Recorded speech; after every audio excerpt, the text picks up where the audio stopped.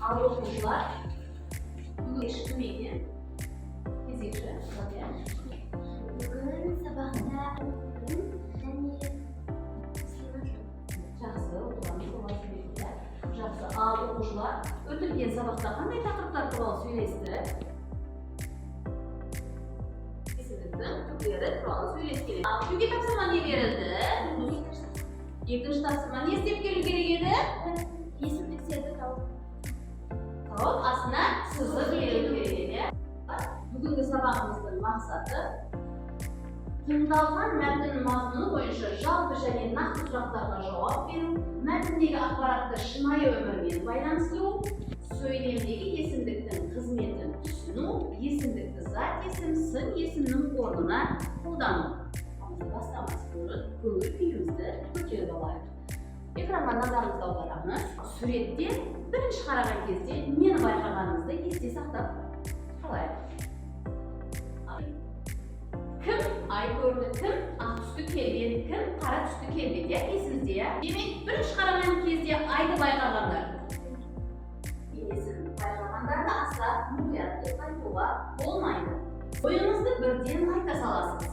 Кез келген мәселенің көзге түсіп тұрған жақтарын байқап, әрі қарай зерттемегенді жөн санайсыз. Бұл болашақта асықпай, мәселенің мән-жайын түсініп алып, шешім жасауға үйреніңіз.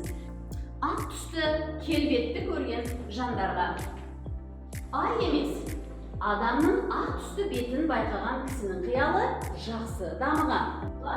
Дәптерімізді ашып, жазамыз. Наурыздың 14-і, сынып жұмысы, жер судың аты, тарихтың хаты.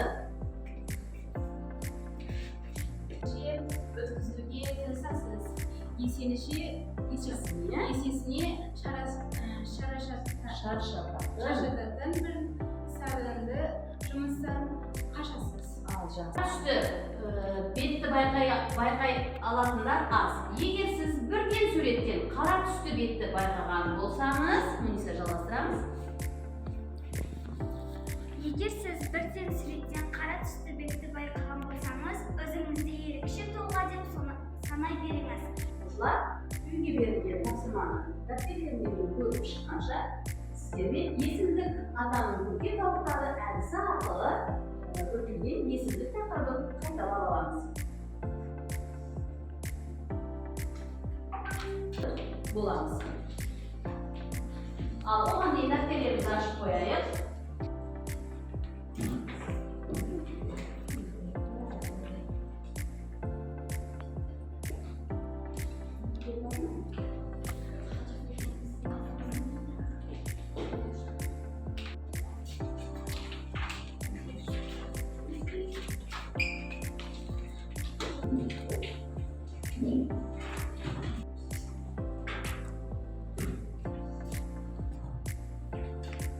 Тексеріп көрейік. Белгісіздік есімдігі әлде қашан, әлде кім, әркім.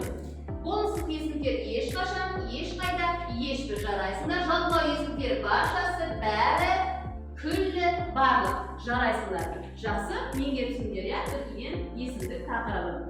Оқушылар, бүгінгі жаңа сабағымызды түсіндіру мақсатында назарымызды бейнебаянға аударамыз. Жазылған мәтінді тыңдап аламыз, әрі тапсырманы орындаймыз. Сайралда бар, сансыз бар. Шымкент қаласынан шығысқа қарай 12 километр жердегі Сайрам су өзенінің жағасында орналасқан Исфиджар қаласы, қазіргі Сайрам деп атайды деп жазған. Исфиджар атауы соңғы тілінен аударғанда орыс ғалымы түркі жайлы журналдар өтеді. Енді кейбір және адамдар бір-бірін арақылы екі сөзімен атайды. Аңыз бойынша сол Ал бүгінгі ойын бойынша демек таңдады. Жида мәхәллә аталуының себебі, аталуының себебі. Өйткені ол жерде сайы болғаны үшін тастай деп аталды. Демек екі қырдың ортасында таста сай болған, иә? Тасты жерде сай болып су аққан екен. Сондықтан Аңыздар деп аталуы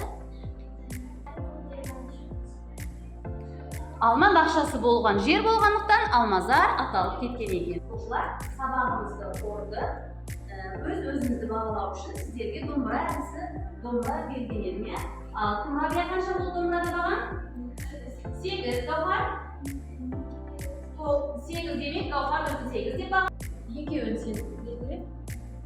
Демек, өздік есімдігіне өзіміз, өзіне өздері. Сұрау есімдігі кім, қанша, кіммен неге жарайсың. Рустамжанова келесі.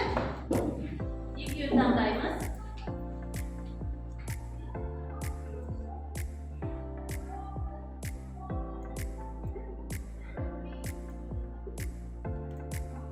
Сілтеу есімдігі мұны, мына, мынау, бұл. Жарайсың. Болымсыздық есімдігі? Ешкім, ешқашан, ештеңе.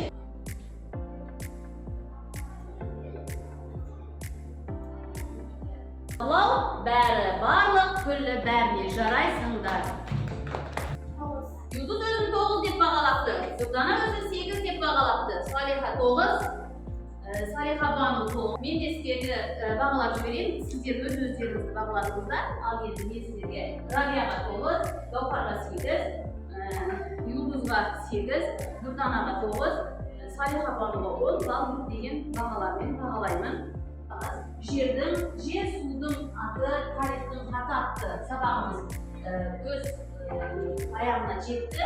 Енді менің өткендерімді бағалау үшін сіздерге тақтада ет тартқыш, яғни бүгінгі өткендерді мен қайта қарастыруым керек.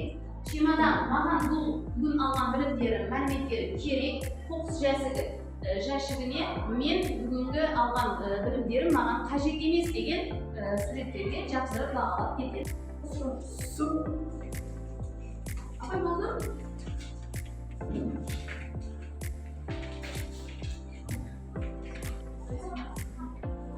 Muhakkak